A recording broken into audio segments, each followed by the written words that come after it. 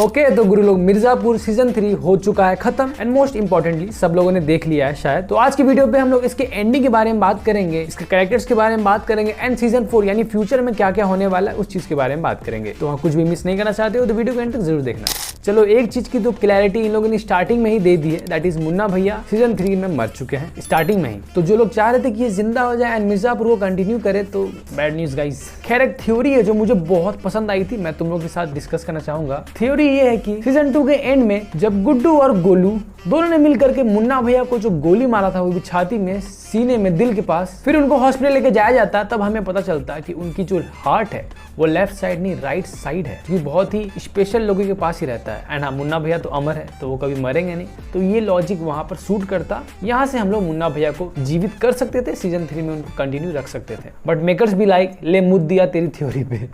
But यार कितनी अच्छी थ्योरी थी, ऐसा हो सकता था, ये लोग कर सकते थे, लेकिन फिर भी बात करके फायदा नहीं है। मुन्ना भैया मर चुके हैं तो उनका चैप्टर वहां पर खत्म हो चुका है, जहां हम सीरीज के स्टार्टिंग में ही देख लिए थे। एंड यहाँ पर माधुरी यादव को सारा पावर, पॉलिटिकल पावर मिल चुका है। खैर चलो आगे बढ़ते हैं, हम लोग कैरेक्टर वाइज बात करेंगे ताकि जो इसकी एंडिंग है उसको समझने में बहुत आसानी होगा। सबसे पहले बात कर लेंगे हम लोग गुड्डू भैया के बारे में।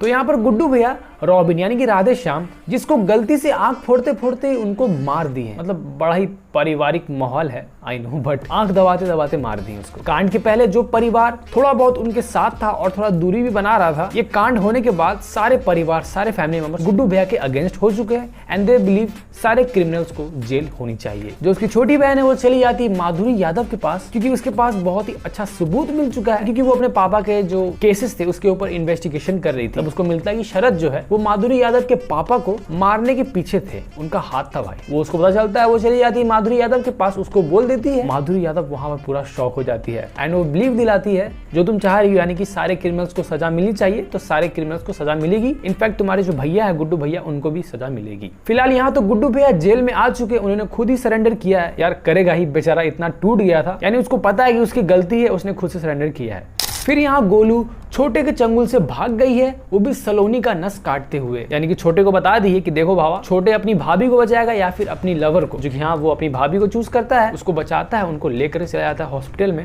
यहाँ गोलू फरार हो चुकी है। तो यहाँ बात कर लेते हैं छोटे त्यागी के ऊपर, जिसको कि सीजन 2 के एंड में हमें बता दिया गया था, हिंट देते हुए कि जो बड़ा भाई है उसको रिंग घुमाने बहुत अच्छे से आता है, छोटा को नहीं आता है। दैट मीन्स बड़ा मर गया था, छोटा बच गया था एंड उसने बड़े को रिप्लेस करते हुए अपनी जगह ले ली है एज बड़े त्यागी। तो यहाँ पर दद्दा को छोड़ करके उसकी मम्मी और इसकी जो भाभी या फिर सो कॉल्ड बीवी, उन दोनों को पता है कि ये बड़े नहीं छोटे हैं, लेकिन अब वो बड़े बनकर ही जिएगा, क्योंकि सबको छोटे की याद है लेकिन बड़े की जरूरत है। तो हाँ, वो बड़े का ही कैरेक्टर प्ले करते रहेंगे।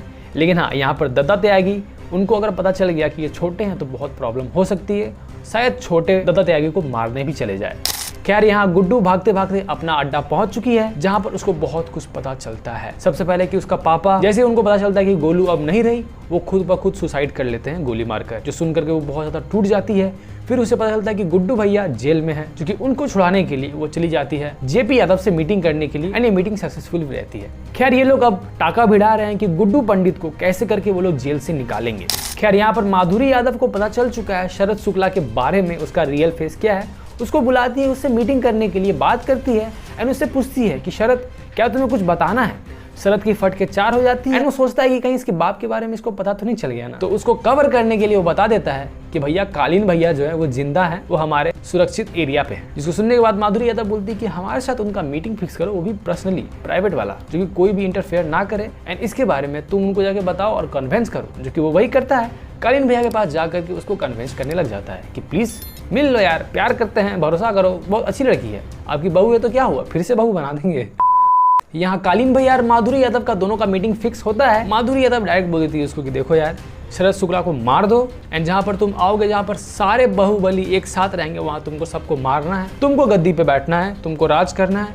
अगर नहीं करोगे तो तुम्हारे जो परिवार है आधा अधूरा मेरे पास, तुम्हारी बीवी और छोटा बच्चा जो अभी पैदा हुआ है, दोनों तुमको नहीं मिलेंगे, उन लोगों को मार दूंगा। एंड हाँ, एक और स्पेशल ट्रीटमेंट, जेल में गुड्डू पंडित भी है। खैर ना चाहते हुए भी कालीन भैया इस ऑफर को एक्सेप्ट कर लेते हैं एंड वो पहुंच जाते हैं जहां पर सारे बाहुबली एक साथ बैठे हुए हैं। शरद वहां पर बहुत खुश रहता है कि हाँ भाई गद्दी तो अब हमारा होने वाला है, सब लोग सरेंडर करके हटने वाले हैं। लेकिन वहां होता है ट्विस्ट, कालीन भैया शरद को पेल देते हैं वहीं पे। शरद पूरा शॉक हो जाता है। बाकी सारे बाहुबली जो लोग थे वहां पर सारे क्रिमिनल्स उन सबको भी मार देते हैं। जैसा कि माधुरी यादव ने कहा है सारे क्रिमिनल्स को पनिशमेंट मिलेगी एंड यहाँ बस कालीन भैया हैं एंड वही गद्दी पे राज करेंगे। लेकिन जो शरद से वादा किया गया था कि तुम्हें गद्दी पे बैठाया जाएगा, वो वादा वो पूरा करते हैं, उसको गड्डी में बैठा देते हैं एंड वो बैठते बैठते मर जाता है। खैर इन लोगों को मारने के बाद कालीन भैया को बीना से मिलवाया जाता है एंड यहाँ बीना देखते के साथ पूरा शॉक हो जाती है कि अरे यार इस साला अभी भी जिंदा है। एंड भाई उसके मुंह पे कोई हाव भाव है ही नहीं यार, कैसी खतरनाक औरत है भाई ये। इसका प्लान बी का भी प्लान बी रेडी रहता है, खतरनाक औरत है भाई। खैर बीना और बच्चों से मिलने के बाद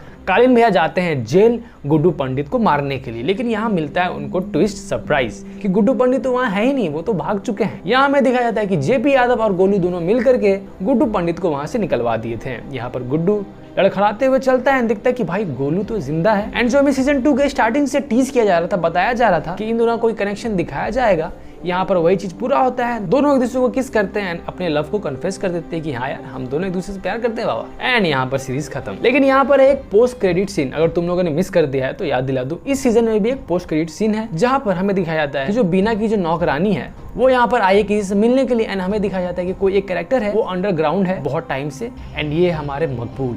याद है जब सीजन 2 के एंड में जब मकबूल कालीन भैया के पापा को मार दिए थे, उसको मारने के बाद वो अंडरग्राउंड चल गए थे। एंड यहाँ पर बीना ने एक मैसेज भेजा है कि अब अंडरग्राउंड से बाहर आने का टाइम आ चुका है क्योंकि कालीन भैया जिंदा है एंड तुमको अपना मिशन पूरा करना है, कालीन भैया को मारो और फिर से अंडरग्राउंड हो जाओ। एंड यहाँ पर ये सीरीज पूरी खत्म हो जाती है।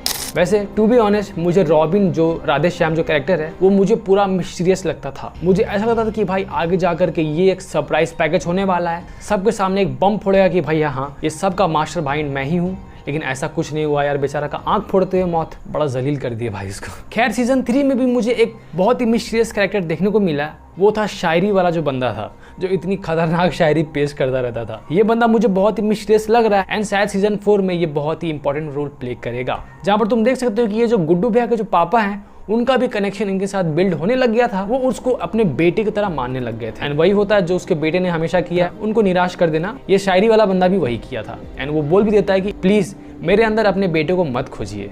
तो हाँ इनका भी एक बड़ा रोल होने वाला है सीजन 4 में, देखते हैं कैसा रोल रहेगा। लेकिन ये भाई ये कैरेक्टर मुझे बहुत पसंद आया जो कि मीम्स में भी बहुत ज्यादा चलने वाला है। सो अब कालीन भैया वर्सेस गुड्डू भैया और गोलू, फिर गोलू वर्सेस छोटे त्यागी और बाकी सब के सब खत्म। तो ये जो 4 बाहुबली है इनको ही लेकर के सीजन 4 में घमासान युद्ध होने वाला है। हाँ, जिसमें कि बहुत ज़्यादा टाइम लगेगा आई नो, बट इनफैक्ट शायद ये लोग 4 साल ना लगाए। 4 साल लगाने के बाद ये लोगों ने सीजन 3 प्रेजेंट किया है जो कि कुछ खास नहीं था। बाकी हाँ फिलहाल ये मेरी थ्योरीज, इसके एंडिंग एक्सपीरियंस के फ्यूचर को लेकर के ये सारी बातें थी, मैंने सब बता दी है। तुम्हें कैसा लगा कमेंट सेक्शन में जरूर बताना एंड मोस्ट इंपॉर्टेंटली सपोर्ट बनाए रखो। मिलते हैं अगली वीडियो पे। थैंक्स फॉर वॉचिंग एंड जय हिंद।